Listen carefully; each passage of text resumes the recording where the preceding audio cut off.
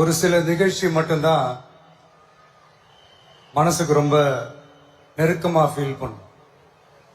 அதை நினைச்சாலே ரொம்ப சந்தோஷமா ஃபீல் பண்ணும்.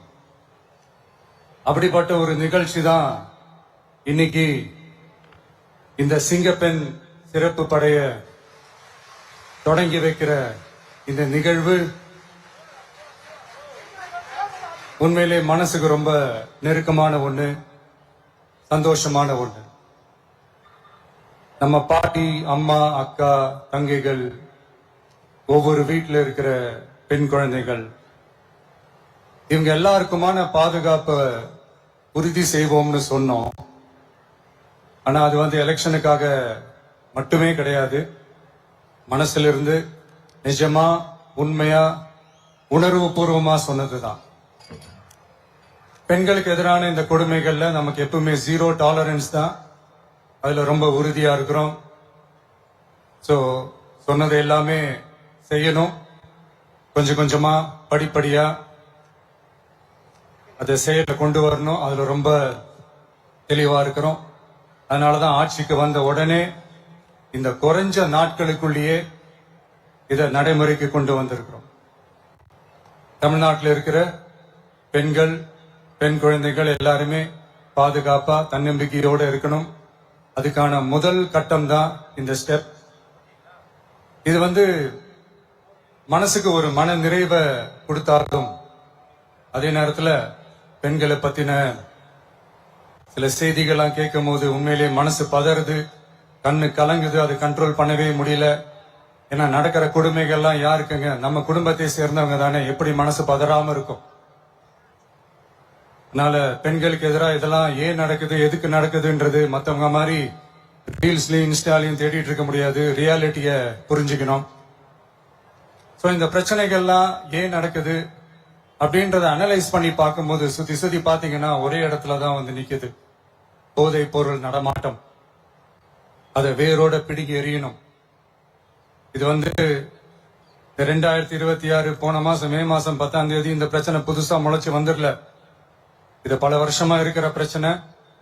பல வருஷமா இதை கண்டுக்காம விட்டதுதான் அந்த வேர் இவ்வளவு ஆழமா பரவி இருக்குது.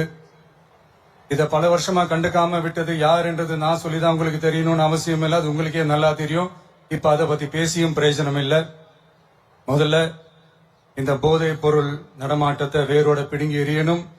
அப்படி எரிஞ்சாதான் இந்த பெண்களுக்கான இந்த சேஃப்டி ரொம்ப ஸ்ட்ராங் ஆகும். இது ரெண்டுமே ஸ்ட்ராங் ஆனாலே ஆட்டோமேட்டிக்கா சட்டம் ஒழுங்கும் சரியாகும். இந்த 3 விஷயம் சொன்னல, இந்த போதை பொருள் நடமாட்டம், பெண்களுக்கு எதிரான இந்த கொடுமை, இந்த சட்டம் ஒழுங்கு, இது 3மே ஒண்ணுக்கு ஒண்ணு இன்டர்லிங்க்ட் தான். இதுவும் இப்ப புதுசா வந்த பிரச்சனை கிடையாது. பல வருஷமா இது இன்டர்லிங்க்டா தான் இருக்குது. இதெல்லாம் ஏன், எதுக்குன்றது இப்ப முக்கியம் இல்லை. இது எப்படி சரி செய்ய போறோம்ன்றதுதான் முக்கியம். பட் அதே நேரத்துல இன்னொன்னையும் நம்ம மனசுல எடுத்துக்கணும். இந்த பெண் குழந்தைகளுக்கான இந்த பாதுகாப்பு இது வெறும் சட்டம் ஒழுங்கு சம்பந்தப்பட்டது மட்டும்தானா அப்படின்னு கேட்டீங்கன்னா இல்ல. இது சமூக ஒழுங்கும் சம்பந்தப்பட்டு இருக்கு. சமூக ஒழுங்குல தனி மனித ஒழுங்கும் சம்பந்தப்பட்டு இருக்கு. தனி மனிதன் ஒழுங்கா இருந்தாலே அந்த சமூகம் தன்னால மாறும். ஒரு கட்டுப்பாட்டோட, ஒரு பொறுப்பா இருந்தாலே இந்த மாதிரி பல பிரச்சனைகளை நம்ம கண்ட்ரோல் பண்ணலாம். படிக்கிற இடத்துல, வேலைக்கு போற இடத்துல, டிராவல் டைம்ல, ஆனா டெய்லி லைஃப்ல பயம் இல்லாம மரியாதையோட நம்ம பெண்கள் வாழணும். அதுக்கான ஒரு அட்மாஸ்பியரை நம்ம கிரியேட் பண்ணணும். அதுதான் நம்மளுடைய ஃபர்ஸ்ட் டார்கெட்டு. இவ்வளவு நேரம் நான் இதெல்லாம் ரொம்ப சாஃப்டா சொல்லிட்டு இருந்தேன். ஆனா பெண்களை தொந்தரவு செஞ்சுட்டு அப்படியே எஸ்கேப் ஆகி போயிடலாம்னு நினைக்கிறவங்களுக்கு நான் ஒரு வார்னிங்காவே சொல்றேன். பெண்கள் பாதுகாப்பை டிஸ்டர்ப் பண்றவங்க யாரா இருந்தாலும் அது சகிச்சுக்கவே முடியாது. அவங்களுக்கான தண்டனைக்கான அந்த நடவடிக்கைகள் எல்லாமே போலீஸ் டிபார்ட்மெண்ட்ல இருந்து ரொம்ப கடுமையான ஒரு தண்டனையா இருக்கும். கடுமையான ஒரு நடவடிக்கைகளா இருக்கும்.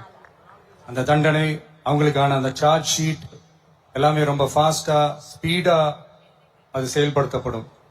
என்ன ஒண்ணு, அந்த ஸ்பீட்ல நிரபராதிகள் யாரும் தண்டிக்கப்பட்டிருக்கூடாது. இதையும் காவல் அதிகாரிகள் மைண்ட்ல எடுத்துக்கணும். தப்பு செஞ்சவங்களுக்கு மட்டுமே அந்த உண்மையான கடுமையான தண்டனை கோர்ட் மூலியமா வாங்கி தரணும். அப்பதான் அதை பார்த்து தப்பு செய்ய நினைக்கிறவங்களுக்கு கூட தப்பு செய்யக்கூடாதுன்ற அந்த ஒரு பயம் வரணும்.